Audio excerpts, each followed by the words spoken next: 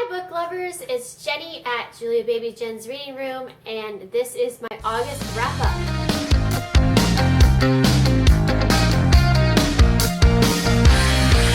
So, not a bad month for August. I read 14 and a half books for the month. Overall, it was a pretty good reading month. There was several books that were just so okay to read books, but there were a few outstanding ones, so I can't wait to talk about those. The Devil in the White City by Erik Larson. This is a nonfiction book, so this went to my nonfiction challenge. I have read Erik Larson before. I read In the Garden of Beasts, which I do recommend reading. It's a great story preceding World War II, right before it. This one is about the Chicago World's Fair and H.H. Holmes, the serial killer who was murdering people at his Chicago World's Fair hotel at the same time as the World Fair, and it took a while before anyone realized that anything was amiss with that. This is a fascinating period of history, and I really like this. The thing I like about Erik Larson is that it's completely factual. He does all kinds of research in this. There's a few things that he kind of adds in to make a narrative, but he writes it like a fiction book. So it doesn't feel like you're reading nonfiction, even though you're getting all kinds of information. It feels like an actual novel, and that's why I love his books so much. So this is a really good one. I recommend it. I gave this 5 stars. Really interesting, and I want to know more about the Chicago World's Fair after this. I want to know more of the architecture, because he does talk a lot about the architecture and how they actually built the thing, which was incredible. I don't know how they accomplished it. So really great read. Harry Potter and the Cursed Child by John Tiffany, Jack Thorne, and J.K. Rowling. This, of course, is the anticipated book of the summer, maybe of the year. I really liked it. I gave it 5 stars.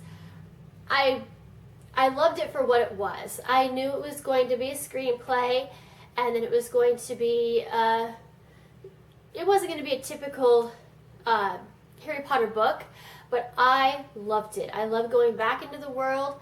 I know a lot of people had issues with the plot. There were a few things, but for the most part, I really enjoyed it. I thought it was kind of cool to see the whole what-if scenario and what events were so important that happened in the first 7 books and what changed the tide of the war, the Battle of Hogwarts, because that was really interesting. So, and then, of course, I love to see the characters. I like to meet the new characters. It was just a really fun read. I flew through it. 5 stars easily for me. I did a reread of Slip by David Estes. This is one of my favorite David Estes series. Actually, I read the entire trilogy, although I'm not going to highlight the other 2 books, but I just love Slip. It's a great sci-fi dystopian, amazing. I actually did a video review with a couple friends of mine when it first released a while ago, and I'll leave the link to in the comments below. It's a spoiler-free review, so I'll just refer you to that. But I love the reread. This is probably the 4th time I've read it, and great fun, 5 stars. The Last Boy and Girl in the World, and I cannot remember how to pronounce the author's name. I know how to do it, but I just, for some reason, it's escaping me at this moment. Sorry.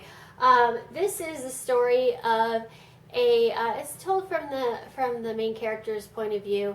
It's just a small little town. I think it's in West Virginia, and it's kind of sitting really low by a river. And basically there's a series of storms and things that hit, and this town starts to go underwater. And then the government decides that they're just going to let it go underwater, and they're going to flood the plains with the dam that they have built, and basically let the water take over the town. They're going to relocate everybody and use it as a natural resource. So this is the story. The main character's father is fighting this whole thing, and she's going on with life as normal. So it's kind of the story of this town and what happens as they go under and what happens to the town. I liked it. I gave it about a 3.5 to 4 stars, but it was completely different than what I was thinking. It was a little more of a contemporary than it was a PA book. I was expecting more of that, and there was a lot of that going on, but a lot of it was the main character was pretty naive and wasn't. It took her a while to grasp what was really going on and dire the circumstances were. As far as the characters, the thing centered around a romance she had with this boy that she'd been obsessing over for years, and he finally notices her in the middle of this whole thing, and they kind of start dating. But it's a weird relationship. I didn't really like it. Over time, she kind of starts to actually fall in love with this other boy who's actually her arch nemesis in the entire story. But it felt very, it did feel organic in the way that things went. It was believable as far as a kind of a love triangle. But it just was a little strange, a little off to me. I wanted more of the whole what's going on with the town, and I don't feel I got enough of that. So it was different than I thought it was going to be. I ended up enjoying it, but yeah. So if you pick this one up, be prepared that it's a little more of a contemporary romance read. The Revenge of Seven by Pittacus Lore. I gave this one 4 stars. This is the 4th book in the Lorien Legacies series. There are 6 books total with several novellas. This one got really good. I feel like in this one was the turning point of the Loriens and the Guard and what their mission was. There was a lot more world building we got about the Loriens, and that continues with the next book, which I also read. But yeah, I really appreciated this one. It didn't have quite as much action. There was a little more of a backstory information going on, but it wasn't an info dump style. I really liked it. So this was a fun read. Opposition by Jennifer L. Armentrout. I finally finished the Lux series. Been reading this one forever. I don't think I got into it as much as other people did. 4 stars. I never really got the whole romance thing. I didn't feel all butterflies in my stomach and all that. I was into it more for the whole alien thing and the sci-fi aspect, and this book did not disappoint as far as that went. I really felt like we really got a good battle and things going on at the end. I think there could have been more of it, but realistically, I think it was pretty well done, because the only thing about these kind of books when you have like a whole world war going on, it always is kind of funny to me how the main character is always in the middle of it. Of course, you wouldn't have a story if they weren't, but it's not always real realistic how one person, especially a teenager, would be in the middle of this entire thing. This one actually felt a little more realistic as far as that went, because it concerned what was going on immediately around Katie and Demon, and it felt a little more authentic in that. So I did enjoy that. I really liked the addition of some of the other creatures and things that ended up in this one. And I think it kind of, the ending was a little bit where it felt like the war ended and that was good and we're done. I did like the epilogue at the end where it showed where all the characters were. That was really appreciative. So as far as the conclusion to a series, I was pleasantly surprised, and I liked this one. I also read The Wedding, which is a short story that you can read online for free. You can just search it up on Jennifer L. Armentrout, and it's about Katie and Damon's wedding, and that was a fun read too. That one I gave 4 stars as well. I am number 4, The Lost Files, Secret Histories by Pittacus Lore. This is the novella bind-up of the novellas 7 through 9, which has The Search for Sam, The Last Days of Lorien, and The Forgotten Ones. These were fun novellas. I really did like these. Overall, I gave the whole set 4 stars. They're fun. I really like the novellas. You could go through and read the series without reading the novellas. You'll still get the main gist of the story, but this gives so much background information and a lot of character development, because it follows some characters that you don't follow in the main series. So I really like these stories. I think they're fun to read. A Great and Terrible Beauty by Libba Bray. I gave this book 4 stars. It was Libba Bray month for me in August, and I didn't do great with it, but I tried. This is the start of the Gemma Doyle series, which I really liked. It's a historical fiction, suspense, paranormal, kind of a mix-up of genres. I really liked the main character, and I liked the whole supernatural vibe to it. I thought it was really well done. It was pretty original as far as some of the stuff that I've read. It was a little bit freaky and scary at times. My only hang-up on it was, as far as a historical fiction setting, it didn't feel real authentic in that. It felt like, I mean, we had the backdrop set okay, but like some of the characters' mannerisms and speech and things just didn't seem to go with the time period at all. I did read an article or a discussion on this series that Libba Bray did, and she did say she took a lot of liberties with that. So as soon as I got used to the fact that it wasn't going to feel as historical fiction as I was used to, I was okay with it and I enjoyed the read. But it just took a little getting used to with that. And with Libba Bray, I was really surprised because her first series I read was The Diviners, and I thought that felt so authentic. So it was a little different. But I am going to finish this series. I did enjoy this book. The Game of Lives by James Dashner. This is the third and final book in the Morality Doctrine series, which is an okay series. It reminds me a little bit of Ready Player One. It's kind of that whole same virtual world vibe to it. It has some good twists and things. The first book I thought was very promising. The second book, it kind of dipped off a little bit. This book was better than the second book, not quite as good as the first. I did like the ending. I thought parts of it are very unrealistic, but the entire concept in a way can be a little unrealistic. And some of it's hard to grasp. I think if you're more of a mathematician or an engineer or a gamer, you might get into it a little bit more because it'll make a little more sense to you. But a lot of what the main characters are doing to fight things is they're coding within a game. That's hard to describe in a book unless you want to get real technical, and the author did not, which I was kind of glad. But so some of that, it loses that, I don't know, some of the action that you would get in a series like this just because they're coding. So that's a little hard to grasp, and my biggest issue with it was that at times it felt a little a little blah at times because of that. But overall, it was an okay series. I gave this book 4 stars. I liked it. I was glad I read it. It's a quick read, so it was fun. I am number 4, The Lost Files Hidden Enemy by Pittacus Lore. This is another novella bind-up from the Lorien Legacies. This has novellas 7 through 9 in it, I think. I don't remember. I'm losing track. I have so many novellas I'm reading. This one I enjoyed. I gave it 4 stars. But the second novella in this one is Return to Paradise, which is Mark James' story. And I loved it. It's my favorite novella so far. I gave that one 5 stars, actually. I really enjoyed it, and who would have known?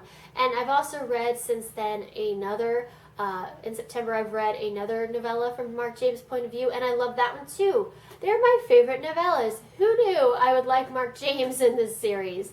But he's becoming one of my favorite characters. I think because he has a little more of the he's not a cardboard cutout. He has some good flaws. Not that all the characters are like that, but some are a little more than others. And I guess I like his realism and how he's developed. His story arc is really interesting. So yeah, I think it's really worth reading Return to Paradise. If you don't read any of the other novellas, definitely read that one. That gives you so much good information. And actually, The Fugitive, which is the other one that I read by him, gives you a lot of information too. So those are definitely worth reading. You would want to read, probably after The Fall of 5, you could read either one of those. So yeah, those are worth reading. This Savage Song by Victoria Schwab. It's kind of a mouthful. This was my pleasant surprise book of the month. I was really hoping I would like this one. I have not read a Victoria Schwab yet, and I've only heard good things. I loved this book. 5 stars, easily. It was so good. I flew through it. The feel of it reminds me a little bit of The Immortal Rules by Julie Kagawa, but oh my gosh, it's sort of a Romeo and Juliet vibe without any romance. There's almost no romance in this book at all, which I really appreciated. The two main characters who end up teaming up together, there's almost a deep level of respect between them, going towards a friendship, but I wouldn't say they're friends really. They're too much on opposite sides. They've just been raised that way, but I love that. I thought the realism in that was so great. So this is a futuristic world that has been taken over by monsters. And the main town that this takes place in, there was a war that went on, and eventually it was divided in half. So there's the north side and the south side. The north side is run by an evil, ruthless dictator named Harker. And he's basically bought off the monsters. And if people who live in the town, if they pay Harker money, he gives them a pendant, which when they wear will leave them alone. Monsters will not attack them because monsters are owned by Harker and they're not supposed to attack them. Meanwhile, on the south side, it's run by a family that basically it's run by the Flynns, Henry Flynn, who have not made any kind of pact with monsters and are actively fighting them. Their part of the city is more dangerous because there's no pact with the monsters, but they actually are trying to take back the city. So they have a truce, the Harkers and the Flynns, and this truce is on a precipice in this novel. So the main characters are Kate Harker, who is Harker's daughter, who is trying to prove how ruthless she is and how much like her father is, but really she's not. She is not as ruthless as she comes across, but she's trying really hard to prove that she is. So she's trying to be someone she's not. She's finally returned home. He sent her off to all these boarding schools, and she's finally made her way back home, and she's trying to prove her worth. Meanwhile, we have August Flynn, who is an actual monster, but he's a Sune monster, who are very rare and not anything is known about them. They're supposed to be very evil, but actually he's not evil. He only eats the souls of evil people who have done murder. But he doesn't want to be a monster. He does not want to be who he is. So he ends up on an undercover assignment enrolling in the high school in the north, pretending to be a human, and that's how he and Kate meet. And it goes off from there, and it's an amazing story. It's dark, it's gritty, it's realistic. I just adored this story. Definitely worth reading. It's the first book in a duology. So grab it. It's worth reading. The Diviners by Libba Bray. This is a reread for me, and it was part of my Libba Bray month, the first book in the series. I loved this series. It'd been 3 years, I think, since I'd read it when it first came out, or shortly after it first came out. And it's been so long that I wanted to reread it before I read Lair of Dreams. And I'm glad I did, because there's a lot of things I forgot. So especially with some of the minor characters. So I love this series. It's a fantasy paranormal historical fiction. It takes place in the 1920s in New York. It's so authentic to the time. The main character is fun and silly, but she also has a very special gift, which adds a little bit of a depth to her. She has more depth than what you would think, although she comes across as very flighty and ditzy. She has a lot of depth. And then all the other characters are great. They're basically trying to solve this evil murder, serial killer thing that's going on, which is very creepy. This is a great series, great read for October if you want to be scared during Halloween. I definitely recommend it for then. The Fate of 10 by Pittacus Lore. I gave this book 4 stars as well. This is the 5th book in the series, so the end of this was a huge cliffhanger. I was screaming, no! No! So I'm going to be reading United as One, which is the last book, very soon. I really liked this. There was a lot of action. There was a lot of story arcs coming together. Oh, it was just so great. I really, the more I read this series, the more I like it. So if you like sci-fi, alien stuff, the whole series is out now. Definitely worth reading in my opinion.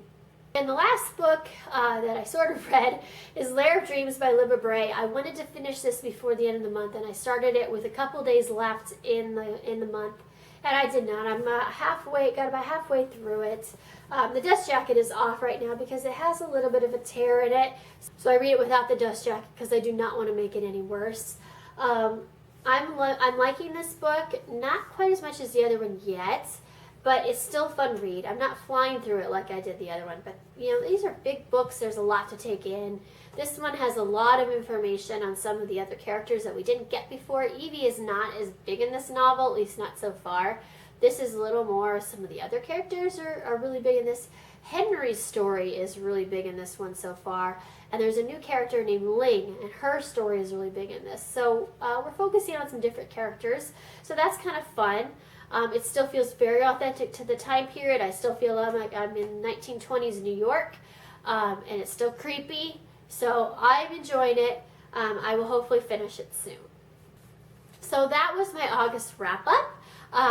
Let me know if there's any books in here that you've read and what you thought. I would love to know. Make sure you like, comment, and subscribe below. The links to follow me are also in the comment box. I'll leave information about all the books down in the links below. I hope everyone has a good day. I will talk to you later. Bye.